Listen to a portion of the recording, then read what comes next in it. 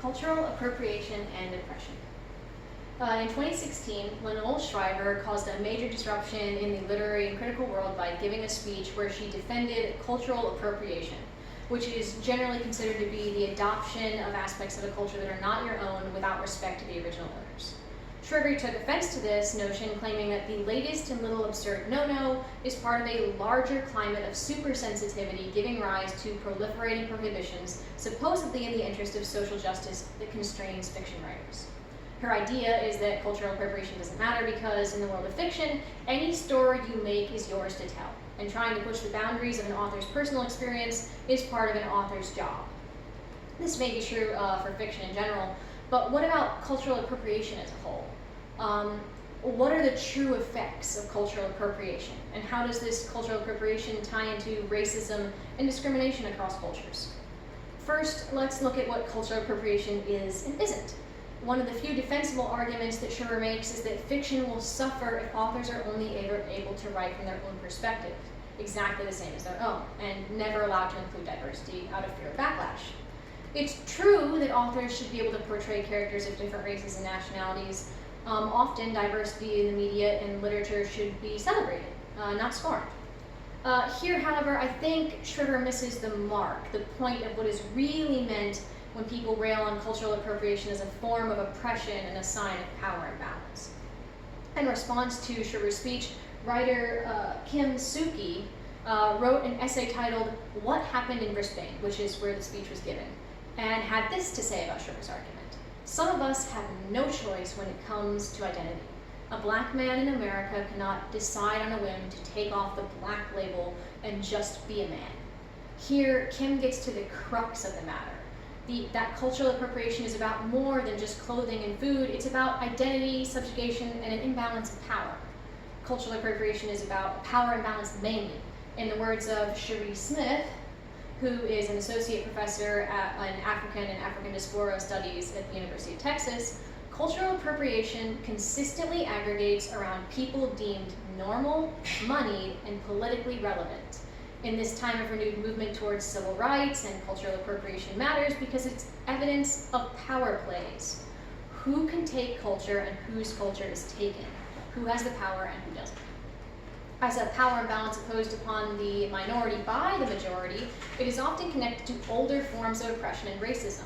The counter-argument to this idea of cultural appropriation is often, well, if they adopt our culture, why can't we adopt theirs? And the answer to this argument is always connected to a dynamic between dominant and indominant cultures. If the minority wants to fit in, wants to be accepted, they always have to adjust their behavior and customs to the somewhat dominant culture. This is a form of survival, and it has happened for millennia, and it's something that may surprise some of you, continues to happen to this day. For example, you may look at America and say, this is a country of the free. We allow people to come here as they are and stay as they are. But that's not always the case. The focal point of many cultural appropriation discussions is black hair. So I am going to use that as my predominant example throughout this argument as an example of oppression, racism, and cultural appropriation. For starters, let's discuss where is black hair most exploited? Where does cultural appropriation of black hair happen? The answer is over much of the globe. We have famous instances in America where Khloe Kardashian, for example, or Marc Jacobs, or Vogue was accused of cultural appropriation by adopting traditionally black hairstyles as a fashion prop. Similarly, in other parts of the globe, K-pop artists in general have been slammed for appropriation of dreads, braids, and other parts of black culture. Likewise, the Italian version of Vogue, Vogue Italia, was hit with cultural appropriation accusations after a French stylist styled Gigi Hadid, who is not black, to wear an afro for a photo session for the magazine. This has also happened in other places in Europe. For example, there's a department store called Selfridges that has a side part called Braid Bar, and they used white models Lily Grace Moss and Stella Jones to market these hair products. So it's suffice to say that black hair is adopted everywhere by everyone, except black women often aren't allowed to wear it. Here's where we get into the power dynamic. Historically, especially in specific parts of the US, black women have been banned from wearing their hair naturally in protective styles made for their hair, as best exemplified by the Tegan laws of Louisiana. So this may seem like a thing of the past, but it's not. There have been several large instances across the globe in the past couple years that black hair has been criminalized, and that particularly happens in school systems.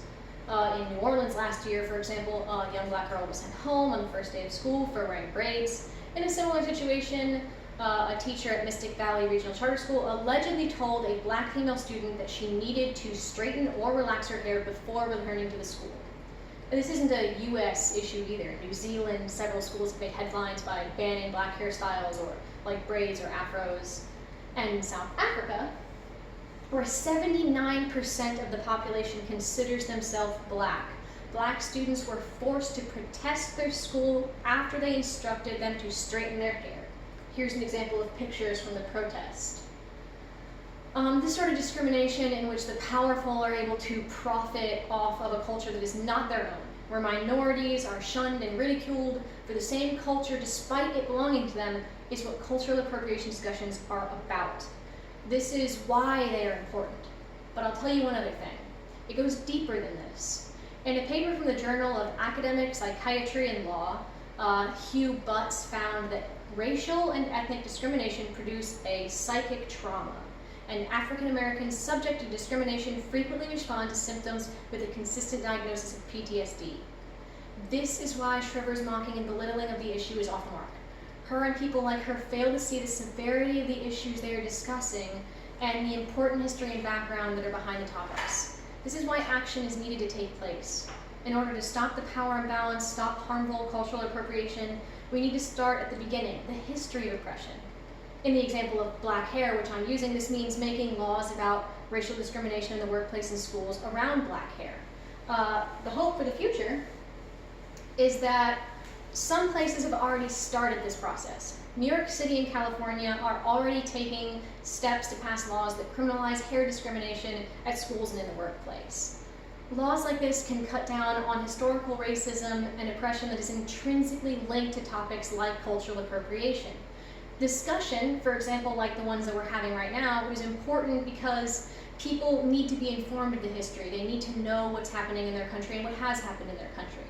I believe that with reform and conversations that are open, we can fix the power imbalance. Thank you.